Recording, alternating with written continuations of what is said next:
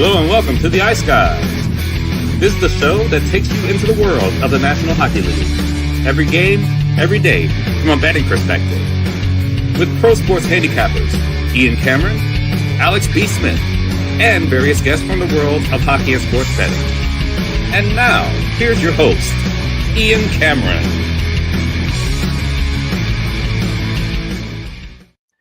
Welcome to the Ice Guys, Thursday, January 23rd. Ian Cameron, Alex B. Smith, ready to break down the Thursday NHL card. A big one on tap, as usual, for a Thursday.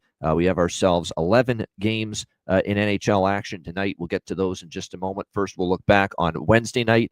You know, for a card that I pretty much shit on yesterday on the show, didn't think much of it, didn't really like it. It actually turned out okay. You know, we scratched out a couple of bucks, small profit on the night. We'll take it. The New Jersey Devils, and I didn't realize this till after the show, or else I would have mentioned it. Sheldon Keefe lost it on his team at the morning skate yesterday. He was pretty upset with what he was seeing on the ice the day of a game for a team that had been struggling, kind of laced into his team. Well, they played like it last night against Boston, and they bounce back. They get off the schneid, and they pound the Boston Bruins 5-1. Really good performance from the Devils. They needed it to stop the bleeding. And they were able to get the job done last night in that one. Here's the thing with the Columbus-Toronto game. I don't want to just say, well, Toronto fell asleep and flat again last night in that game. They actually dominated in the offensive zone, extended portions of that game. But they couldn't find a goal. They couldn't bury any of their chances. Clearly, the goaltender, Elvis Merzlikins, was good. For Columbus, was one of his better starts of the season. Reminded me of the way he played when he made that 40 saves against New Jersey, I think it was, earlier in the season. He was terrific. And Columbus capitalized on a majority of their great chances, and it was not the best game from Hildeby, who I thought was just totally off last night in that game. But credit to Columbus. They get a 5-1 win. This wasn't the same old Leafs as in, they didn't even show up. They were terrible. No, they actually weren't that bad. Elvis was good. They couldn't capitalize on their chances, and Columbus did. And once they, bang, they made it, 2-1, 3-1. It kind of sunk the Leafs. They sagged a little bit after that. But it's not that same old Leaf, fall asleep against an inferior foe. I thought they played all right. They just couldn't find the back of the net, and Columbus did. And speaking of finding the back of the net, who found the back of the net quite well last night? Adam Fantilli. In front of family and friends. 70 members of Adam Fantilli's family and friend group, if you will, were at that game last night, and boy, he played like it, getting the hat trick. Mom is throwing the first hat that landed on the ice when Adam Fantilli scored that hat trick was Mom. Mom Fantilli in the crowd. She was going nuts. The dad was as well. It's just a great moment, no doubt about that. And he was amped up to play in Toronto, hometown, in front of family and friends. And the Jackets with a great 5-1 win last night over the Toronto Maple Leafs there. We do cash the best bet, Columbus team total, over 2.5 in that game last night as well. Winnipeg, Colorado was a great game. Back and forth, well played.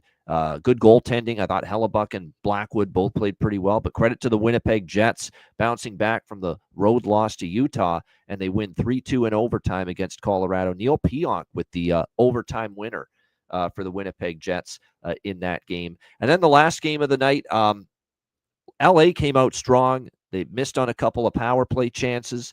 Even though it was scoreless, they had a good first period. They did not have a good second period. Florida dominated them and got the only goal courtesy of Evan Rodriguez. It was not looking good for Florida or for LA, but LA came out well in the third. They outshot the Panthers 14-6. Sammy Helenius gets the tying goal, and then Adrian Kempe the go-ahead and game-winning goal, and the LA Kings come back from a 1-0 deficit with 2 goals in the third, and they win it 2-1. A nice bounce back from them after the disappointing loss to Pittsburgh at home. Good night from both goalies. Spencer Knight still played pretty well. Darcy Kemper was solid. And how about this? No, the earth has not stopped. No, we have not seen the apocalypse. No, this is not the Twilight Zone. Ian Cameron cashed an under in this game with the Florida Panthers and the Los Angeles Kings last night. Under 5.5, and I put it on the Patreon page too, so it's documented if you don't believe me. There we go. Florida and LA under the total. I thought it was a great under spot They gave up 5 to Pittsburgh.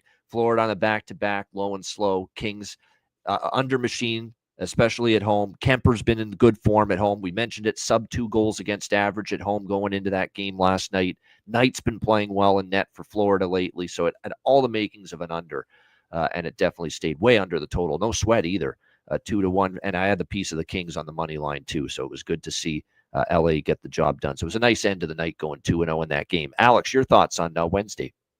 Yeah, like I said, interesting game. I watched all of that game late with Florida and the Kings, and like I said, congrats on cashing the under. And tight played hockey, and that we talk about draw season, we talk about the catalyst for it. That was one of those games that fell into that. It didn't go past regulation, of course, but it's one of those games that played into the style of, okay, you have two teams, both are quality teams, different conferences, not in each other's way, but they played kind of that tight, close to the vest hockey, and those are the spots you're going to see, and you're going to see that increase more and more.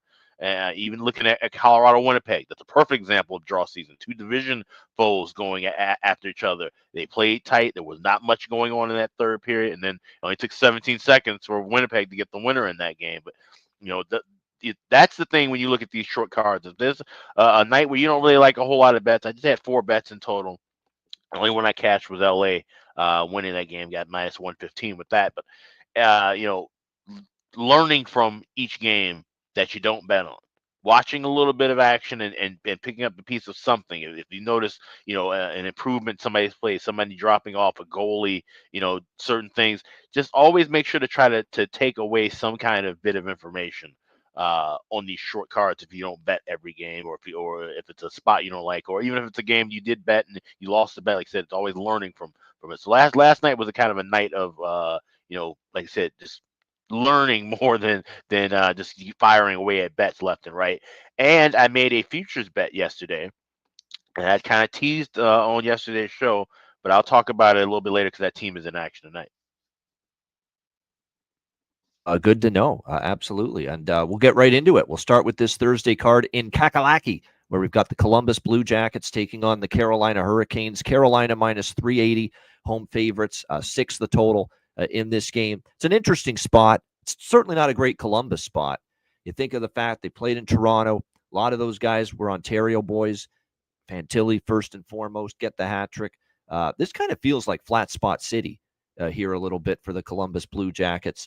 Now you're on a back-to-back here, taking on the Carolina Hurricanes, who we know have been better at home than on the road, although they did get their act together in their last 2 road games, winning back-to-back away from home, which hasn't happened very often lately for Carolina, but they went back-to-back on the road against Chicago and Dallas in their last 2 games. So we'll see how they fare here in this particular matchup. But Columbus now with Tarasov in net. There is certainly with the way Merzlikins, last night's version of Merzlikins, there's definitely a downgrade from that to Tarasov. There's no doubt. And it looks like he's going to be in net here for the Jackets tonight. We would expect Freddie Anderson to be in between the pipes for the Hurricanes. He came back into the fold against Chicago a couple of nights ago. They rescued. He didn't play that great, but again, they came back. They got the goals they needed, and they beat Chicago in overtime. And of course, they gave Kochetkov the start against Dallas on the back-to-back. Looks like it's Anderson projected. It should be Tarasov for Columbus. That's not confirmed yet, though, either. There it is from John. I knew they had a bad back-to-back record. I didn't know it was that bad. 0-6 on the back-to-backs this year. Lost by 2 or more goals and given up 4 or more goals in the second half of all 6 games. Yeah, that's exactly why I did like Carolina team total over 3.5 tonight. But I also like the first period over. And this is a head-to-head thing with Columbus and Carolina.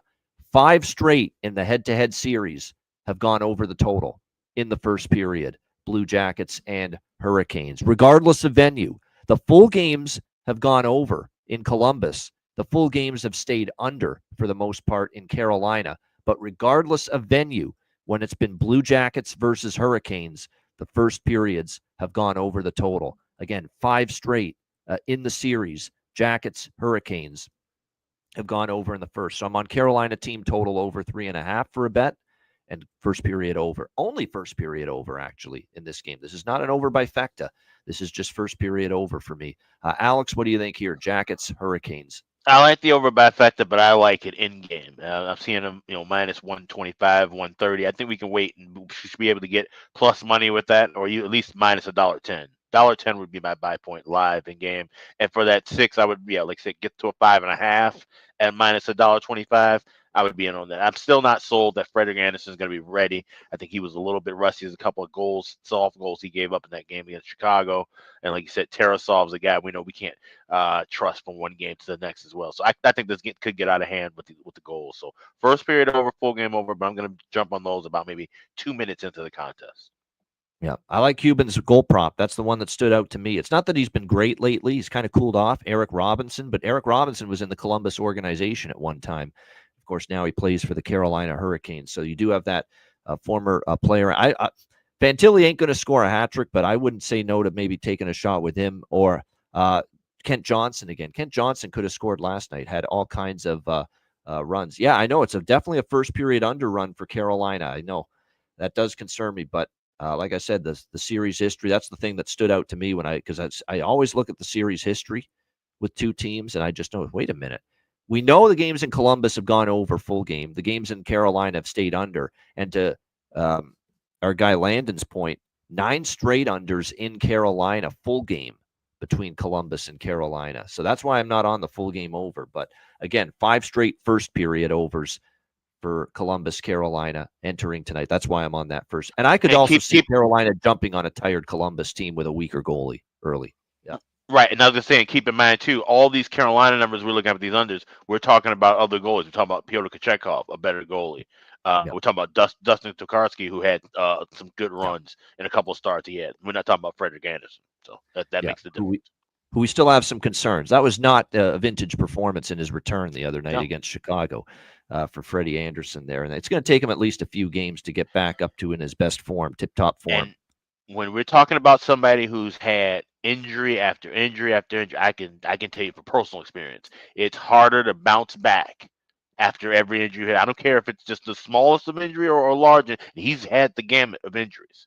But every time he misses time, that's a step back. The older he gets, so that's something we have to keep an eye on as well too with Andersen. Whenever he goes down, those first couple of games back, he's not a guy we can just say, oh, he's going to snap back now that he's healthy and get back in like we do with a Vasilevsky or a Hellebuck when those guys get injured. So that's something I have a huge note that's always by his name whenever he's coming back off of an injury, and it's usually either fade him or look at something that's involving an over. Yeah, last I checked, Gostisbehere's expected to play. Last I checked, so again, we will see if he does. But I expect him to be in there tonight. For those of you interested in Shane Gostisbehere to find the back of the net. All right, Ottawa-Boston. If it's anything like Saturday afternoon's game in Ottawa between these two teams last weekend, we're in for a dandy tonight because that game had everything. It was awesome. We got Ottawa minus 160, road favorites, 5.5 the total here in this game. I mean, I bet Ottawa early. Minus 160, I'd be careful now. There was some rumblings that Linus Ullmark could be back tonight off the IR. I don't think it's going to happen. There was some thought it would. I'm seeing Forsberg, Korpisalo, projected goalies. Neither one has been confirmed as the starting goaltender. But it's definitely a tricky spot here for Boston on the back-to-back. But they got thumped by New Jersey 5-1. They'll be looking to bounce back here. And another thing that concerns me, too, is for 2 reasons. For the side with Ottawa, what concerns me is Boston blew the lead to Ottawa at home, or in Ottawa, Saturday, lost in a shootout. So it's a revenge spot here in less than a week for Boston. You know, they'll probably bring it, even though they're on a back-to-back. And the thing that concerns me, because this is a system play, this is Ottawa in the system after getting shut out 5-0 by the Rangers, is that sometimes when you see a crazy 6-5 game, 2 teams play each other a few days later, it's the opposite. It's an under. It's a low-scoring game if it was a lot of goals in the first meeting. That does concern me, but the system is the system is the system, as I've said throughout the course of the season. Nothing takes me off the system. Nothing. And even though we got concerns, yes. Do I have concerns? Do I have my worries? A little bit, but the system's the system. So we're on the over by factor here with Ottawa-Boston. And Boston's suddenly an over machine. Full game-wise, they've gone over in 5 straight games. So I'm on the system here, over 1.5, over 5.5 here with Ottawa-Boston. I got on Ottawa at a better price. I would say don't take it now at minus 160. It's a little up there, especially now with no guarantee Allmark's in and no guarantee the next best goalie, Levi Marilainen's in, because I'm seeing some sites have Forsberg in there, and I want no part of Ottawa at this price with him. I can tell you that. What do you think here, Alex? Ottawa, Boston. Yeah, I was just trying to check to see about a goal yet, but I'm seeing likely Korpisalo, and Yes. then probable, Allmark if healthy. So yeah, so gotta wait for that. But regardless of goalies, I'm running back with what I had the last time these two teams played, the draw. I grabbed that plus 340 at Bet Online earlier. I like over by factors because, like I said, it is a system play. But once again, this is one where you can wait in game. We're already looking at 5.5 and a cheap 1.5. So just looking like I said, plus money. Just a couple minutes into the contest, but I think this could be another fun one. I don't know if it's gonna be 6-5 necessarily, but I do think it goes up and over the total, and definitely has a chance to once again, as we see all this in the last two meetings between these two teams, go past regulation. Yeah, apparently we're looking at 4-0 first 10-minute goal for Ottawa in the system play. 3-1 to the first period over, and 2-2 to the full game over, I believe, is what we're looking at here for Ottawa when they've been in the system play. So, and the goal in the first 10 minutes, like I have not tapped into that market with the system play, but a lot of people have. If it ain't broke, don't fix it. You know, if the goal in the first 10 minutes has been cashing in the system play, have at it. Nothing wrong. It's just I haven't gotten into it, but if you have, it's probably worth a look here. And I haven't looked at it either. 11-1 for the goal in the first 10 minutes for the Boston Bruins in their last 12 games as well. So yeah, that's what we're on first. I'm actually, I forgot to mention I'm on the draw too, because I mentioned it on Jimmy's show that I took the draw on this game. You have to take the draw. Both meetings this season with the Bruins and Sens have gone past regulation, so I like that draw. In fact, this is a good draw card in my opinion. I'm on 3 draws guaranteed on this card tonight, and that's a little more than usual for me with the draw. Speaking of draws, there's this next game I like the draw. Philadelphia Flyers and New York Rangers. We've got the New York Rangers minus 145 home favorites. The total here sitting at 5.5, shaded to the over. I'm not abandoning Vinny Lettieri, even though he didn't score last night for Boston, by the way. I'm going to take his goal prop. Charlie Coyle, too, for Boston as far as goal props in that Senators Bruins game. All right, as far as Flyers Rangers, like I said, we've got the Rangers minus 145 home favorites at MSG, 5.5 the total in this game. Yeah, I like the draw here. You can get in that plus 320 range with the draw. I think it makes a lot of sense. Flyers continue to play competitive hockey, close games. I would expect more of the same here tonight. Philadelphia, 3 of their last 9 have gone past regulation, and a lot of the non-regulation games, we've seen a lot of one-goal games with the Flyers. Look at this Rangers team. 5 of the last 8 New York Rangers games have gone past regulation. And then if you think those factors are already enough for the draw, I haven't even started yet. I haven't even finished yet. How about head-to-head? 3 of the last 4 games at MSG at Madison Square Garden here in New York between the Flyers and the Rangers. 3 of the last 4 have gone past regulation with the Flyers and the Rangers. So you've got check boxes being ticked up and down, factors galore that point to overtime potential here tonight between the Flyers and the Rangers. So I like this draw, plus 320. Alex, what do you think here? Flyers, Rangers. You covered all the points. I love this draw. I got plus 320. That's available at BetMGM and Bet Online. So definitely shop around. And I have to give the disclaimer that we always give every year when it comes to this time of the year. Please, please, please, please, because I'm seeing some of the craziest stretches and gaps now. You want to go with the 3-way line regulation draw. Do not go with the yes/no overtime prop. I saw, in fact, the last game we were talking about, it was plus 275 on the yes/no overtime prop, plus 340 for the draw. So please get the regulation draw on the 3-way line. Do not bet yes/no prop on overtime. This is one. There we go. 11-1 run for the first 10-minute goal in the first 10 minutes for Philadelphia games. So keep that in mind. But yet, I think this could be 1-0. You might get that goal in the first 10 minutes, but I get the feeling this could. I'm not on the first period over in this game. I actually think full game, I would lean under. I think Erson's starting to play better. He played really well against Detroit. I think that was Erson's best game since he's been back. You can tell he's getting more comfortable again, getting in rhythm, getting back to the form that he's capable of. And then for the New York Rangers, it goes without saying, Shesterkin's getting back in form. He's been good the last few, and it's obviously off the great shutout performance against Ottawa in their last game. So this does feel like it could be a 3-1, 3-2 type of game here with the Flyers and the Rangers. But as far as goal props, yeah, I mean, Lafreniere, you mentioned it, Will Cooley, never a bad option for the New York Rangers as well.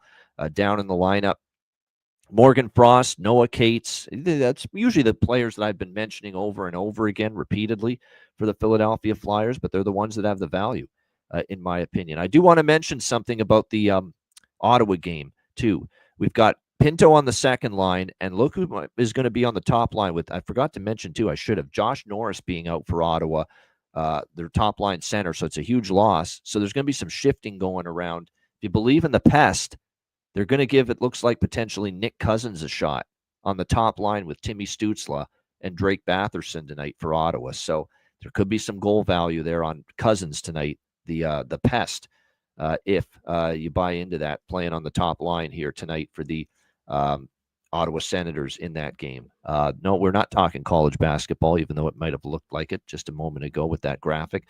Next up, we've got Montreal and Detroit. We've got the Detroit Red Wings minus 130, home favorites. Total in this game sitting at 6, shaded to the under slightly in this game. Red Wings cooling off a little bit for the first time under Todd McClellan. They lose 3 in a row. Losses to Tampa, Florida, and then, of course, to Philadelphia in their last game. And now they got to play one of the hottest teams in the NHL. The Montreal Canadiens. So it's not going to get any easier here for the Detroit Red Wings. And you knew they were going to eventually start losing a couple games. It was been a great run, obviously, without since Todd McClellan became head coach. But you kind of figured things would cool off just a little bit for them. No Patrick Kane, by the way, for the Detroit Red Wings tonight. Upper body injury and won't play tonight. And it's unfortunate because he's been on a roll right now for Detroit. And certainly he has picked up his game offensively. Without, since Todd McClellan's got there. I think when you look at this spot, I think you're going to get a good effort from Detroit. They're, stop the bleeding. They've lost 3 in a row. I think it's a nice spot for Detroit, but I'm not passing up betting Montreal at this price, the way they're playing. They've owned Detroit. They've won 2 meetings already this year. They're just playing too well. Montembeault in net's been solid. He's better than Talbot at the moment, in my opinion, at least. They've beaten Detroit twice already this year, 4-3 and 5-1. They've played well in this series. I would say if you haven't been betting Montreal for almost a calendar month straight like I have, maybe not the best night to maybe take your chance and bet them, because I do think Detroit plays hard tonight, losing 3 in a row, but I'm still on them. The price is too good. Montreal plus 110 for me in this game. This is another draw for me in this game as well. For the, like I say, this is another one where there's reasons galore to love the draw here. 5 of the last 9 Montreal games have gone past regulation. We just saw Detroit go to OT against Philly in their last game. How about head-to-head? 6 of 9 meetings with the Red Wings and Habs have gone past regulation. So definitely, draw is a very good candidate here, in my opinion. We're on Montreal money line, and we're on the over by Fecta. You look at series history, we have seen goals. I think for Detroit, after scoring just 1 goal in each of their last 3 games, the losses to the Flyers, Panthers, and Lightning, the focus is on offense. We got to start scoring again. So I think they open up the game, try to get on the board early. That'll open up the game, and there'll be more flow to it, more pace to it. And then their series history has been dominant to the over. 4-0-1 to the over the last 5 meetings. All 5 of those games have had at least 6 goals scored. And you can get 5.5 with the full game over at DraftKings at minus 130. So full game over, 5.5, first period over. It's the bifecta for me. It's Montreal plus 110, and it's also the draw. So lots for me going on here with Red Wings hosting the Canadiens. Alex, what do you think here, Montreal, Detroit? Yeah, it's not as busy of a game for me, but like I said, this is a kind of fork in the road moment for me with Montreal. So, like I said, if you've been betting in Montreal, which we both have, definitely take the plus 110. I see plus 112 at Bet Online. I grabbed that actually yesterday. But I also bet Montreal to make the playoffs. Plus 375 is the best price available at BetMGM. So I bet a full unit on that. And like I said, I think this is a point. I mentioned it yesterday on the show. the stretch of games, the next 7 games that the Habs have starting tonight. A lot of them are winnable games, and this is a tough stretch. I think they'll be able to leg out some victories against some good teams, especially with that 3-game trip out west. Like you said, a lot of teams kind of struggle with that, but this is a team that has some pretty good form and is playing better and better on the road. So Habs plus 112 on money line tonight. Habs plus 375 to make the playoffs. Those are my 2 bets, and I did grab a little bit of the draw as well. Not great prices floating around everywhere. I got plus 315. So do shop around, try to get the best price you can. Then as far as goal props, yeah, Patrick Laine has done damage against Talbot and obviously been in good form lately for the Habs. I feel Alex Newhook, who scored the other night, he's due to get a little burst offensively because he's playing with Doc and Laine, who have played well lately. So maybe a little Alex Newhook got a big goal the other night against Tampa Bay. Obviously anything with Hudson, right? Point, assist, you name it. It's been almost automatic. You could see that coming through. For Detroit, I'm going back to Casper. The Casper, the friendly betting ghost, if you will, Marco Casper for the Detroit Red Wings. He's still there with Larkin and Raymond on the top line. Maybe the Cat, DeBrincat with Kopp and Tarasenko maybe steps up here in this one. Berggren maybe on the third line as well because he's chipped in a little offense for Detroit as well. So definitely there's a few props I'm liking. In a game where I think we will see some goals tonight. Montembeault and Talbot, your goalies, by the way. All right, Utah and Minnesota. Got the Minnesota Wild minus 160 home favorites, 6 the total in this game. Reinforcements on the way for the John Hines and the Minnesota Wild. Kirill Kaprizov back. Jared Spurgeon, the captain, back. So 2 huge additions to Minnesota who have done yeoman's work, really, playing with all these guys out and still finding ways to win games. They beat Colorado, obviously, on Martin Luther King Day on Monday, 3-1. Very impressive road win for them in that game. Now they play Utah at home, and now they get healthier. Still, obviously, without Jonas Brodin, but now they've got Spurgeon and Kaprizov back. They got Brock Faber back a few games ago. So all is looking up in the health department for the Minnesota Wild tonight. We've got Philip Gustafson in net here for the Minnesota Wild. We've got Karel Vejmelka in net for Utah. This is one of those games where there's 2 things that I'm conflicted by. It's Minnesota or pass. Let me just be blunt. I don't think much of Utah, even after 2 straight home wins at the moment with the way they're going. And I still think Utah misses Gunther and Dursey. They're still out. Now Sergachev out too. I think on the road it's even harder to cope without those guys. But you know what my fear is with Minnesota? First of all, minus 160, you're not getting a bargain. Second of all, the first game when you're welcoming these guys back, sometimes it throws off rhythm, chemistry. It's disjointed. And you bring guys back, everyone exhales. Everyone thinks, hey, we got Kaprizov and Spurgeon back. It's going to be easy now. We can slough off now. They'll take care of things tonight for Minnesota. And it doesn't work that way. And sometimes you spit the bit. You lose that first game when your best player or 2 of your best players like Spurgeon and Kaprizov come back. That's the only thing that's holding me up on taking Minnesota here. That and the fact I don't love the value at minus 160 in this price range. So it's a reluctant pass for me. I lean Minnesota, but I did not get involved pregame in this one. Alex, what do you think here? Utah, Minnesota. Yeah, the only thing I have is the first period over. I laid $1.20 at BetOnline. I see minus 122 at FanDuel. Like I said, I think we could see some scoring early. I think the Wild, like I said, it's going to be a little bit disjointed, but I think early in the contest, I think because of that, we could see some sloppy play, and I think that'll lead to some goals. And Utah, they said it seems like they've done a little bit better on the road than at home. The home Wolves have been kind of rough for them. So to get away from home for a little bit might be good. So I can see some goals early in this one. That's the only thing I have. Maybe I'll be watching it, of course, being it's a home broadcast, so might have some live action as well. All right, there we go. Good stuff. But is Utah really worth plus 140? This game is weird. Yeah, it is an odd price. I agree.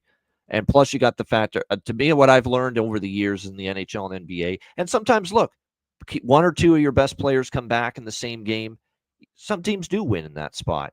But boy, oh boy, I know off the top of my head, NHL and NBA, when a superstar player comes back or you get 1 or 2 of your best players back, I know there's been a lot of instances where they have struggled in that first game when they get those players back. So, again, that is concerning. That's a good point about the first period over from Landon.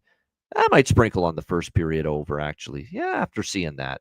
Last 8 home games against the West have gone first period over because I did lean that way, but yeah, I might tack that on in this one. As far as props for me in this game, obviously Kaprizov will reunite with Rossi and Zuccarello. It's going to be Boldy, Eriksson, Hartman. I still think Hartman's worth a look. He's played really well lately, starting to get the offense going a little bit.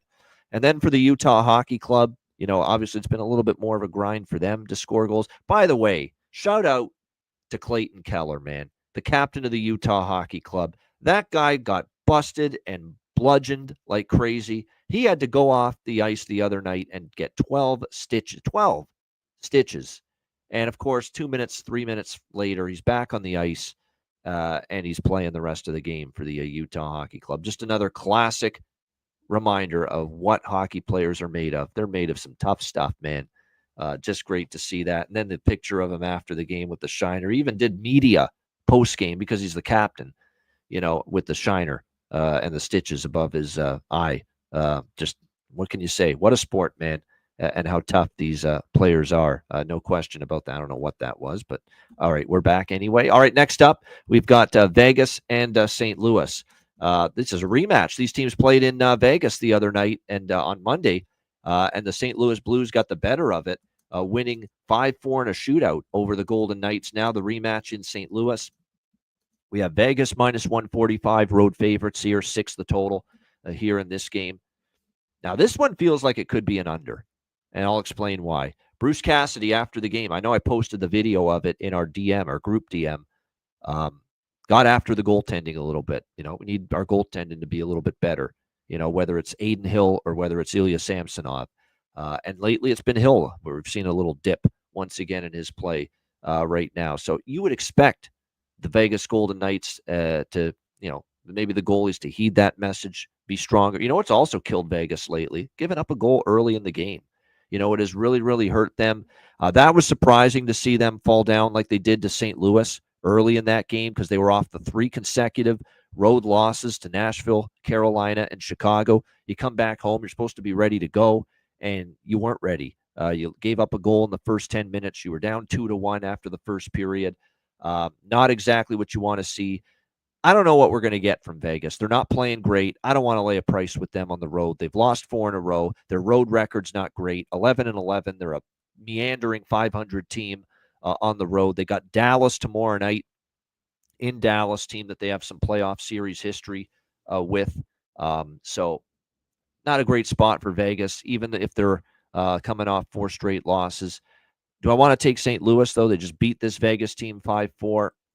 Vegas has owned them in this building. I do want to point that out. Here at Enterprise Center, Vegas has won 2 of the last 3 head-to-head meetings here. Actually, no, that's not true. They've won actually 4 straight here in St. Louis over the Blues, this Vegas team. So, again, I lean under. Didn't bet anything pregame.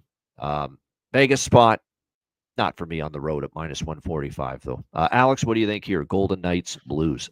It's a great live betting game. I want to watch this one and see it for pace. I'm not doing anything even the first 20 minutes of action. I want to see what's going to happen and just play it from there. If anything pops up, I bet it. If not, I just pass and move along. But this should be an interesting game. Like I said, Vegas has really struggled. And someone in the chat said they lost.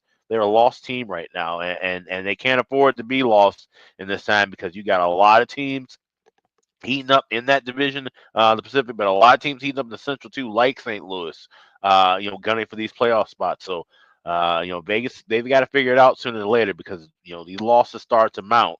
They can find themselves into some serious trouble. They were able to get through that last year. If they get into that spot again this year, I think they might be on the outside of the bubble. So, I would lean towards St. Louis now, but like I said, just waiting to watch it, and I won't do anything until after the first intermission. Yeah, both goalies are confirmed. We have Joel Hofer for St. Louis, and it's Ilya Samsonov tonight getting the start for the Vegas Golden Knights in this game. So we'll see how that plays out. I'm going to be a stickler here as far as he hasn't scored since he returned from injury, but he had a great start to the year, double-digit goals still on the season for him, but he has not scored since returning from injury, but he's still playing on the top line for the Vegas Golden Knights, and he's going back to St. Louis to face a team he used to play for. We're going to take a shot. We haven't said this for a while. Close shave Barbashev. We're going to take a shot here with Ivan Barbashev tonight. I know he's goalless since he's been back, but on the top line, back in St. Louis, back where he started his career, I'm going to be, and I don't like usually betting goal props on ice cold players that haven't scored in several games, but this is a good spot to maybe bank on a Barbashev outburst tonight, or at least find in the back of the net, plus 380. The price is pretty good. So Ivan Barbashev for Vegas to find the back of the net. I would probably look at Hurdle and Dorofeyev. They've been in good form lately for Vegas as far as goal props for St. Louis. If I'm going to look at anyone, Holloway's back on the top line, so maybe you consider a look toward him again. We've talked about he's cooled off too. I mean, he's had, not quite the offensive punch we saw from him about a month ago. He's now gone just with one goal in the last 10 games for St. Louis, but up on the top line, certainly I think might be worth a look here. Holloway on the Blues side of things as far as goal prop. All right, we move along here on this Thursday slate. Next game, Buffalo and Calgary. We've got the Calgary Flames minus 140, home favorites here at the Saddle Dome, 5.5 the total, shaded to the over here in this game. Buffalo, obviously, give them credit. How many times have they had to lead in the third period, blown it, and lost? What a unbelievable change of circumstance where for a change they're down in the third period and they come back and win. And that's what happened with Buffalo against Vancouver, down 2-1 going into that third period, and they ended up coming back to win 3-2 in that game. Now, can they build on that? That's the million-dollar question. Buffalo is another of these teams not accustomed to winning 2 straight games. This has been something that hasn't happened a lot for them. Can they build on that tonight? Calgary off a 3-1 win against Winnipeg over the weekend. They got Eric Comrie that night, of course, not Connor Hellebuck in net, but you still have to give the Flames credit for going on the road, beating a pretty good Winnipeg Jets team. Ukko-Pekka Luukkonen is projected in net for the Sabres, not confirmed. Jason Zucker looks like he's still out. Ryan McLeod, Jordan Greenway still on IR for the Sabres as well. For Calgary, Connor Zary and Anthony Mantha, Justin Kirkland are on IR. Hungry like the wolf. Dustin Wolf confirmed in net here for the Calgary Flames. And that right there is enough for me to not take Buffalo, because I actually did lean that way simply because they played well against Calgary, and they've played well in Calgary the last few years, the Buffalo Sabres, and they're getting a plus price, but I'm not doing it with Dustin Wolf in net. 4-1, 1.99 goals against average in his last 5 starts. You look at the numbers lately from him, they've been terrific. He has given up 2 goals or less for the Calgary Flames in 4 of his last 5 starts. The numbers in particular at home at the Saddle Dome all season long have been very strong for the Calgary Flames. There's Jonathan pointing out the Flames' record as a home favorite, which they are here, 8-2 as a home favorite this season, the Calgary Flames. So my initial lean was Buffalo, but no, there's all those factors take me off the Sabres side. It's a game where I would actually lean under. Another under lean for me here. Wolf's not a goalie I'm betting overs with. Not right now. 2 goals or less in 4 of his last 5 starts. He's not an over goalie, in my opinion, the way he's playing right now. So it's a lean to the under here. Alex, what do you think? Sabres, Flames? Yeah, that's a smart move. No totals with me in this one either. I'm on the draw here. I grab plus 320, but I will be looking to bet on Calgary if there is a chance to grab them at plus money. So Buffalo scores first goal, I'll be right on Calgary. That's the only way I'll be betting this side. But I lean with Calgary. I do think this one goes a little bit past regulation, like I said, because I think this is a game where, like I said, cross division, no one's in each other's way. But I do think we see a little bit of a good effort from Buffalo. I think they can get a couple of goals by Wolf, but not many. So it should be a tight one. So plus 320. It's available at MGM and at Bet Online. Those are two places I've seen the best lines today. So go with the draw. All right. You know what? The draw might be worth a look. This was a draw that I looked at and it just ended up missing the slate, but I might sprinkle on it too because it's East versus West. We're not stepping on anybody's toes getting points. If both teams get points out of this game and it goes to overtime. So the draw I could see it being still a competitive game as well in this one. As far as props go, I'm going back to the well with the guy. We all jumped in on it when we saw he was centering the top line for Buffalo right before puck drop against Vancouver. Yuri Kulik on that top line for the Buffalo Sabres alongside Thompson and Peterka. And that was their best line. That line scored all 3 goals for them against Vancouver in their win the other night. So, and the one that's got the value, it's not Thompson, it's not Peterka, it's Yuri Kulik. And he looked like it was a hand and glove fit, him playing with Tage Thompson and Peterka on that top line. So Yuri Kulik at plus 400 for a goal prop tonight. Jumps off the page. There's no doubt. You could even look at Benson, Quinn, Kozak for the Buffalo Sabres. They're all moved up the lineup just a little bit. Benson, I think scored a couple games ago. Quinn, someone that got on the scoreboard as well against Seattle. So there's a couple that maybe you look at for Buffalo. And then on the Calgary side, Pospisil's getting a chance on the top line. So maybe you look in that direction. Coronado, maybe you would look in that direction as well for Calgary for some goal props on their side. But Kulik's the one I like the most there. Now, I don't think they're going to score a ton of goals against Calgary and Dustin Wolf the way he's playing, but Kulik is the one I would definitely be interested in the most for Buffalo as far as a goal prop. All right, we go to Vancouver and Edmonton. Oilers minus 185, home favorites. Total in this game sitting at pretty much 5.5 shaded to the over here in this game. Edmonton, 4 straight overs to the first period. So I'm on the first period over here, Canucks Oilers. 4 straight first period overs for the Edmonton Oilers.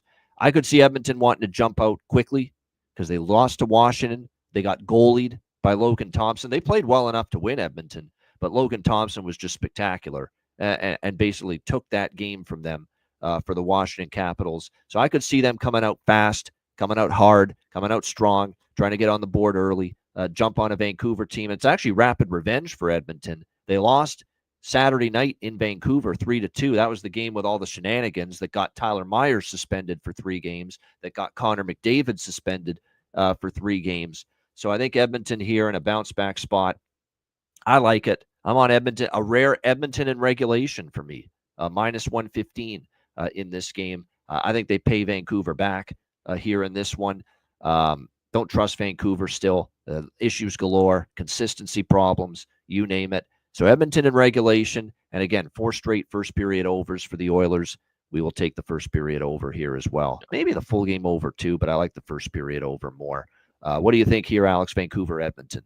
Yeah, I got the over by factor in this, and I think this is going to be more of the same of what we saw before. I think it's going to be real chippy. I think there's going to be a lot of penalties called, and I think that's the thing. We could see this get chippy early, and the referees are going to keep blowing the whistle, trying to keep things in check. We're going to see a lot of penalties tonight. Yeah, we might see a lot of 4-on-4. Yeah, we might see a lot of 4-on-4. We could even see some 3-on-3 if things get really out of hand. But it was going to be a lot of those odd man situations, I think, in this contest. So that leads to some open ice, especially with these two teams. And that's a cheap price we're getting for the first period over with Edmonton. I'm seeing $1.15 at Bet Online, even without the streak. That's just a awfully low number. But with 4 in a row, definitely go with that first period over. So a little heavier on the first than the full game, but I have both of those as well.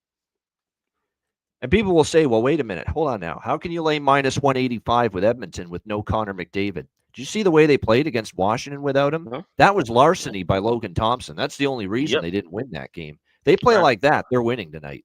It's that they definitely are. So as long as they bring that same, force offensively, aggression, I thought they still generated a ton of chances. Thompson was just spectacular. And if they play anything similar to that tonight, I think they will bounce back. They will win this game, even without Connor McDavid. Of course, they miss Connor McDavid. We're not splitting the atom, figuring that one out.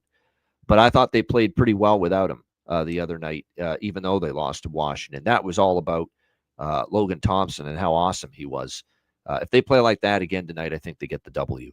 Edmonton here in this game. As far as props go, there's still some good value, obviously, for some Edmonton players with the switching in the lineups by Chris Knobloch to adjust to life without Connor McDavid. You've got Vasily Podkolzin and Victor Arvidsson with Draisaitl.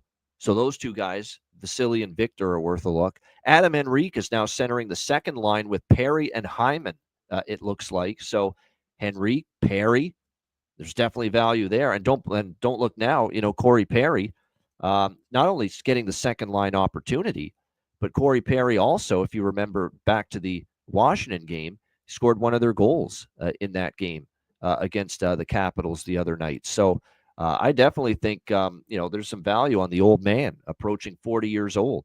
And maybe he can turn into, as Cheshire Cat says, good Cheshire Cat. Look at that. It's been a while.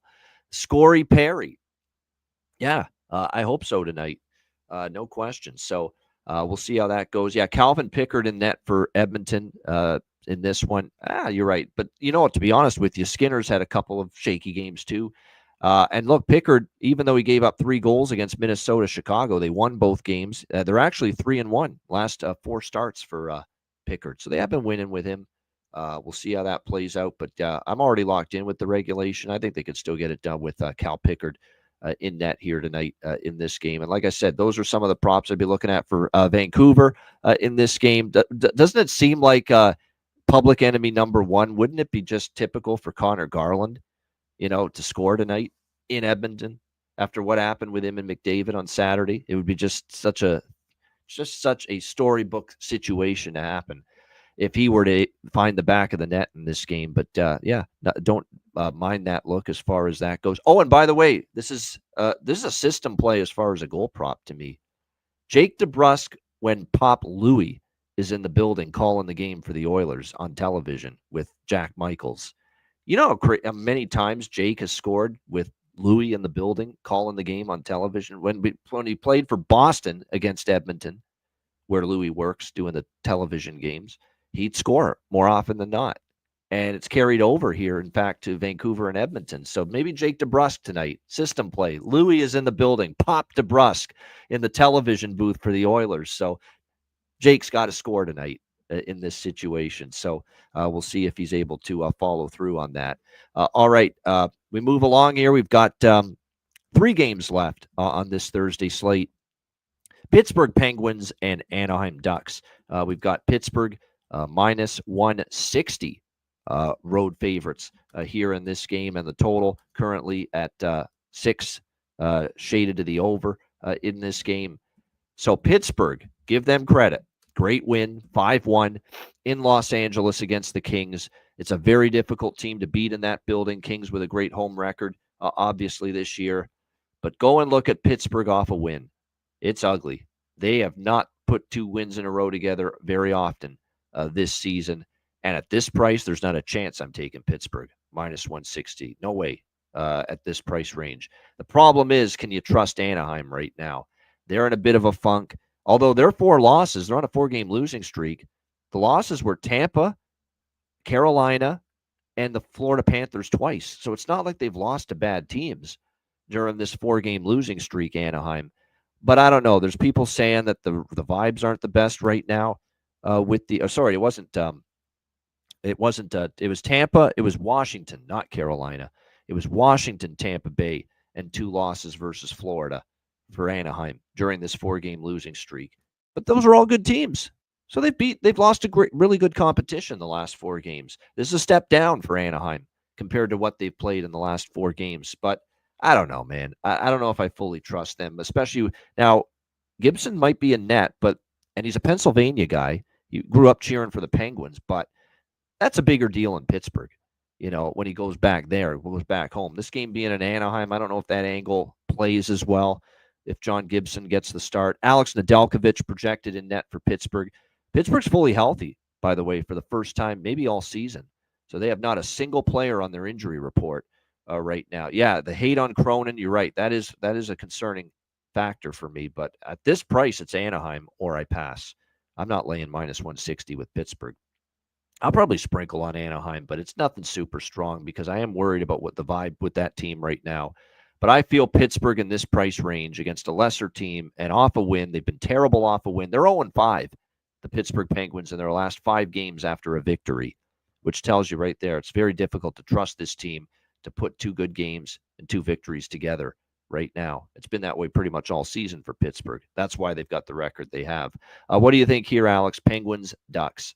This game is a pass for me. Like I said, these are 2 teams you cannot trust. It's a big card tonight, so I got nothing here. Nothing wrong with that. Nothing wrong with that. If Gibson's in net, we might lean over here. But again, we're going to wait to see if that's the case.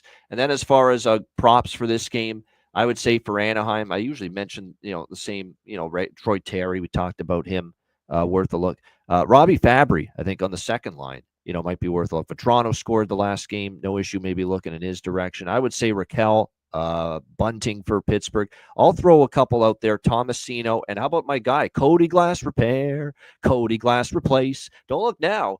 Cody Glass, 2 goals in the last 3 games here for the Pittsburgh Penguins. So Cody Glass, I haven't said that in a while. It's so much fun. I'll say it again. Cody Glass repair, Cody Glass replace. Yeah, Cody Glass for the Pittsburgh Penguins. Man, 2 goals in the last 3 games. People that just tune into the show, and let's say they hit the play button right when I start singing that, they must think, what kind of insane person got out of the asylum to do this show? But my apologies if that's the moment you joined the show. But yeah, there's a couple of props that I'm interested in there for Pittsburgh and Anaheim. All right, we move on to Washington and Seattle. Capitals and Kraken. Washington, minus 140, road favorites. The total sitting at 5.5 rather. The total in this game, 5.5 shaded to the over in this game. Washington Capitals, 7 straight games have gone under. Full game, that is. 7 straight full game unders for the Washington Capitals entering tonight. We'll see if that streak rolls along. They've won 5 in a row, 5-game win streak for the Caps going into this game. But Seattle, they've kind of turned things around a little bit. 2-0 on this homestand, beating the LA Kings 4-2, the Buffalo Sabres 6-4. We'll see if that continues here in this one. Obviously, I don't bet. I'm not betting against Washington on a 5-game win streak. That much I know how good they've been. But Charlie Lindgren in net, not Logan Thompson. And right now, and certainly Alex will get his thoughts on this when he talks about this game, there's a gap right now, Logan Thompson to Charlie Lindgren. And it's not that Lindgren's terrible. Lindgren's been serviceable. He's been okay. He's been decent. But it's because Thompson's been one of the elite goalies in the NHL for the last month.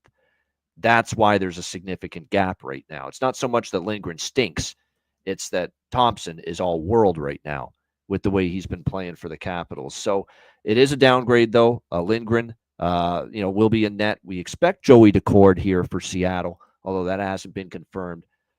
So I initially looked at the over by Fecta, and I kind of got cold feet on the full game over, even at 5.5, just because Washington's gone 7 straight unders. But I will not jump off this first period over with the Seattle Kraken. 10-1 to the first period over for Seattle in their last 11 games. I think that continues tonight. Again, I was definitely thinking I'd be on the full game, and I still might with Lindgren and net. I might take a shot with the over 5.5 here, smaller, but I definitely prefer first period over. Ride in the hot trend. 10 of the last 11 Seattle games have gone over in the first period. I think we see more of the same here in this one. Alex, what do you think here? Washington, Seattle. Yeah, and it's funny because after I did my goalie updates, which are available right now at patreon.com/iceguys, I even made a change where now I have a 25-cent difference between Logan Thompson and Charlie Lindgren. And I have Washington as my number 1 power rank team in the NHL right now. So that's significant. That means definitely this is definitely a spot where first period over is live. I would have been shaky with it if it had been Logan Thompson, even though you have Seattle on this great run. But now with Lindgren, like I said, he's not bad. He's serviceable, but there's still just a wide gap between him and the way that Logan Thompson's played. That opens the game up more. And like I said, Seattle's been getting a little bit more momentum going, especially at home. So, yeah, first period over, I got minus 115 at Caesars. And so this is one where I'll play it pregame, but I'll add a little bit more, maybe a couple minutes in. If there's no score, this goes into plus money territory.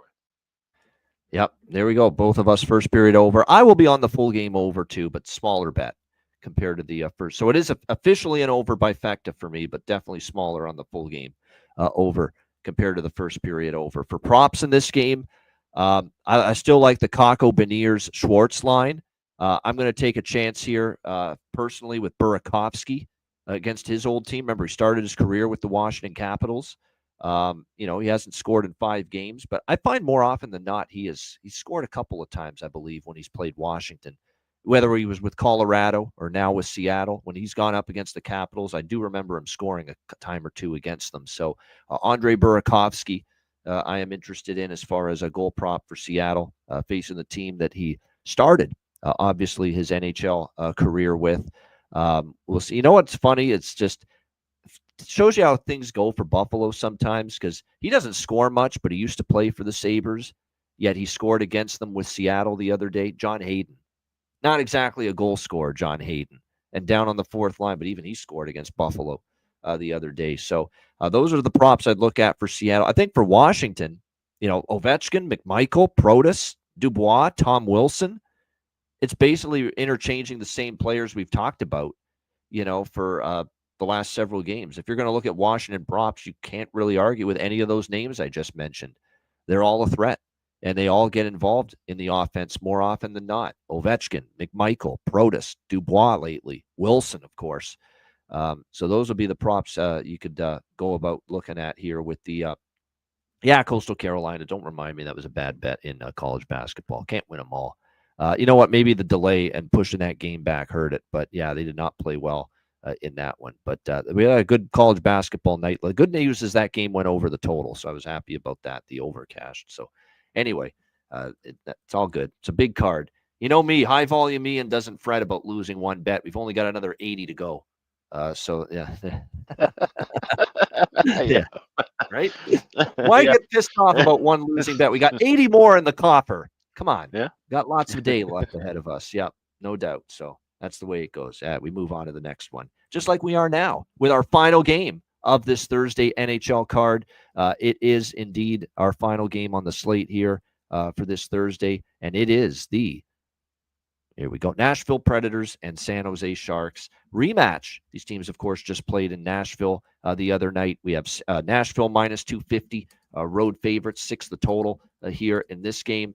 We were all Nashville Predators fans on Tuesday night in the Betcast. I think it was a collective that the entire Betcast group on the stream, a lot of people in the chat, obviously, were on Nashville Live once that got to 5-3 in that game against with the Sharks and the Preds, and we all cashed in various forms.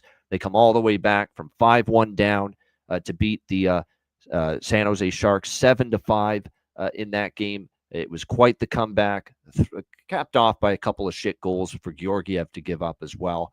But it's par for the course for what we've seen from Alexander Georgiev this season. So now it's a rematch, Predators and Sharks here tonight. I think this sets up well for San Jose. And there's always that risk of maybe they're not good enough to take advantage of this spot. But you've got them off that 5-1 debacle. They're up 5-1 in the game. They give up 6 unanswered goals. They get to play that same team 2 days later, back at home against this Nashville team. And you're going to go with a goaltender in this game in Yaroslav Askarov, who was dealt from Nashville to San Jose. Nashville basically said, sorry, Yaro, you're not going to be part of our future plans. We're shipping you to one of the worst teams in the NHL. Have a nice life. Have a nice career there. You think Yaroslav remembers that? I would think so. I don't think you have to get him amped up to play this hockey game here tonight. Against the Nashville Predators, getting a chance at them for the first time. The only thing that bothers me, and we talked about it on the show I was on earlier, 11 straight wins for the Nashville Predators over the San Jose Sharks. This has been completely lopsided dominance in the head-to-head series history, but all things must come to an end.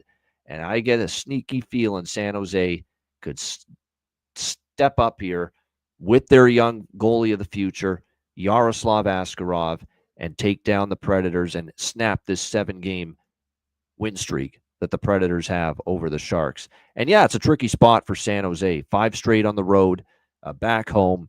Not an easy schedule. And usually for years, even a decade, pretty much a full decade, Alex and I have spent our days on this show fading San Jose in this spot. Off a long road trip.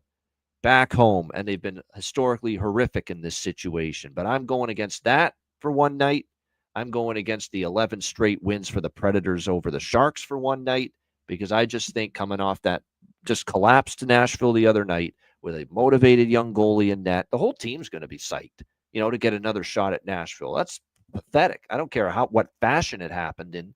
That's pathetic to have a 5-1 lead, no matter where you are, no matter who you're playing, to have a 5-1 lead and cough up 6 unanswered and lose. It was so bad that if you had the Predators -1.5 in that game, you won, even though they were down 5-1 at one point in that game. So, yeah, I'm going to, like I said, San Jose is a dubious team. Can't always trust them in these spots, even though this sets up so well for them. But I'm taking them at this price here, plus 200 against Nashville. And I lean under because you got Saros, who's going to be looking to bounce back off a horrible game, getting pulled early in Nashville the other night. And you got Askarov, who's going to want to play the game of his young career to this point in the NHL level against the team that traded him away prior to this season. So, like I said, good under spot, and it's a good enough San Jose spot where I'm taking them, plus 200 here tonight. Alex, final game, Predators, Sharks. This is a game where you have to have some good old-fashioned handicapping. Trends can be dangerous, and I'm a trend better. You know this, Ian. People who watch this, people who follow me for years know this. I'm a trend guy. And like I said, we usually love that system of fading the Sharks off of a road trip. We usually love when a team's won 11 straight times against another team. But when you look at the fact that it's the same team that San Jose just got off of playing, coming home, and a Nashville team that doesn't deserve to be laying 250 to anybody in this league right now. Okay, so that's the other part. Take San Jose out of the equation, put any other team here in this spot. We're not laying 250 with Nashville. We would be looking automatically at the other side. And when you look at San Jose, getting their offense in rhythm, that's the biggest key to them winning games. When their offense struggles, the entire team struggles because, like you said, they can't rely on the goaltending. But now having Askarov in this game against his old team, I'm not saying take him plus 1,600 to get a shutout, but I think there's going to be enough here where, and like I said, it was a back and forth track meet. Like I said, even with Saros in that Nashville, the impetus will be on them to play better defensively. That plays right into San Jose's style of play. All right, keep the game slow, and then we take over and pounce, and then we get a goal, get things on our side, get momentum, especially at home. So plus 200, I see plus 205s floating around as well. Grab the Sharks here. And good news for San Jose, the veteran Tyler Toffoli. He's missed the last 3 games. He'll be back in the lineup here tonight for the San Jose Sharks. I would look at Will Smith. Will Smith really starting to heat up. He's playing well on that top line. 3 points and a goal in the last 2 games for the San Jose Sharks. I think he's worth a look with Granlund and Zetterlund as far as goal prop here tonight in this game. That's one that definitely stands out for me here on their side of the equation.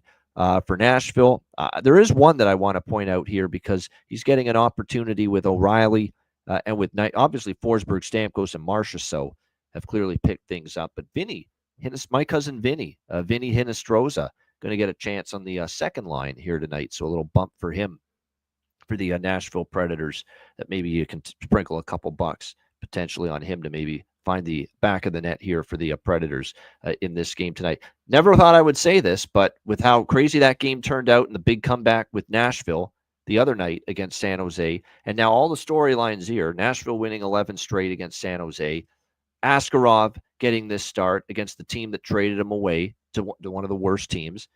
Dare I say it, Nashville San Jose is one worth staying up late for tonight at 10:30 p.m. Eastern time on the East Coast. Never thought I'd say that coming into the season, but Nashville feed, of course, but yeah, definitely stay out late for that one. Jake Wallman plus, I mean, he scored the other, as far as a goal prop on the San Jose side of the equation. Jake Wallman, look, he's a top pair defenseman for them as well, and Jake Wallman got that goal against Nashville. You mentioned that he's done damage against, specifically, Jonathan mentioned that he's done damage against Saros for some reason. He's had a lot of success against him. So if you cashed with it the other night, no problem rolling back with it if you feel it's worth it. Plus 950 at FanDuel with him, so that's worth a stab. Yeah, especially with that success against Saros, no doubt. All right, great stuff. There's your Thursday card. Looking forward to it, of course. Shout out to everyone in the chat.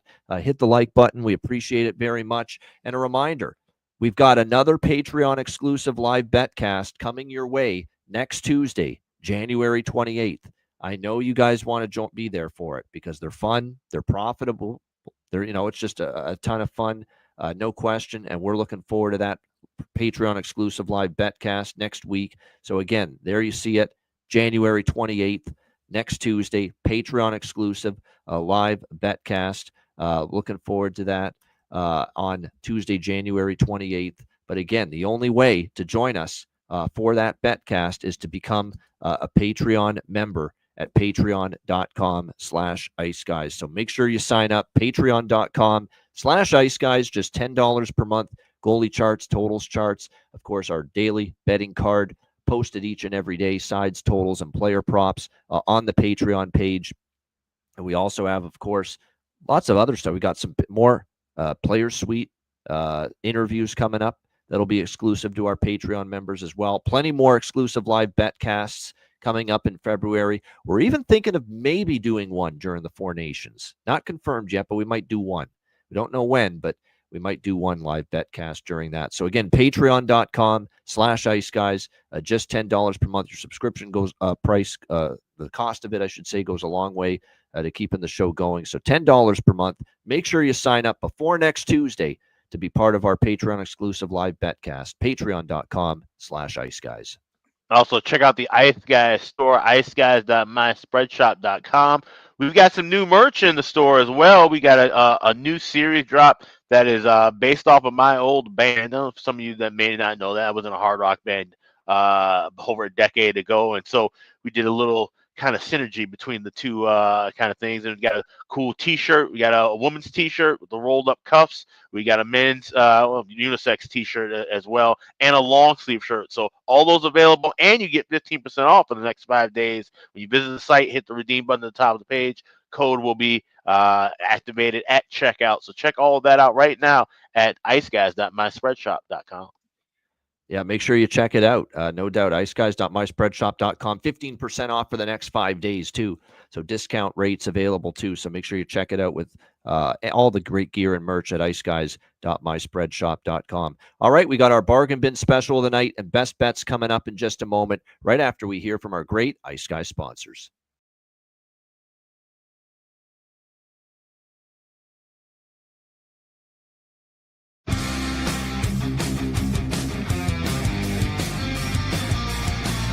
Support for the Ice Guys podcast is provided by Boston Hemp Incorporated, Tailgaters Social, and a big thank you to all that subscribe to the Ice Guys Patreon page.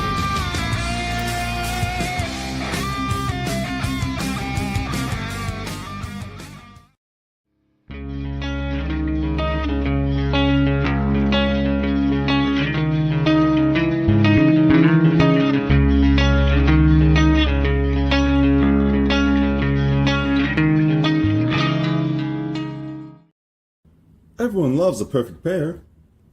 Bacon and eggs. Thunder and lightning. Mario and Luigi. A hot dog with fries. Ian and Alex B. That's right. Everyone loves a perfect pair. So why not pair up your game nights with Boston Hemp? From exotic flower to concentrates and edible products. You'd be hard-pressed to find a better pairing than Boston Hemp and hockey.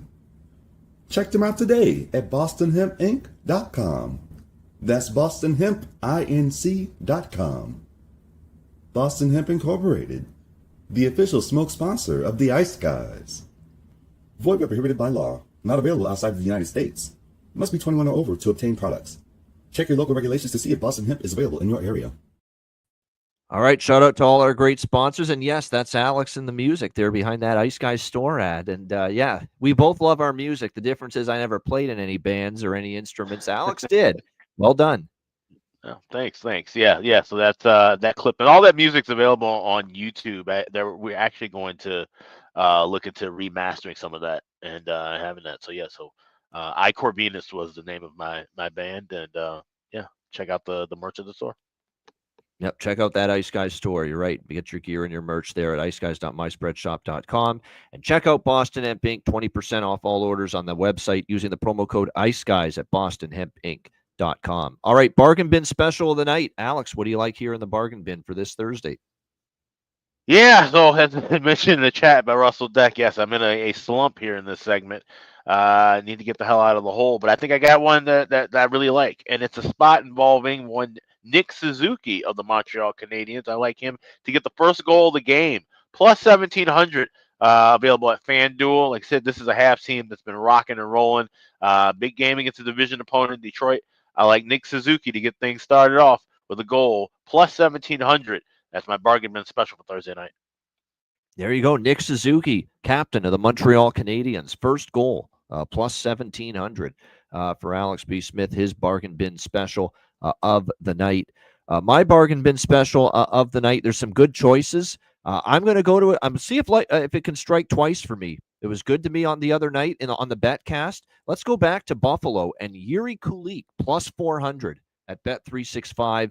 Again, I don't know if they're going to score goals in bunches tonight against Calgary, but all I need is one from Yuri Kulik at plus 400 to cash that bargain bin.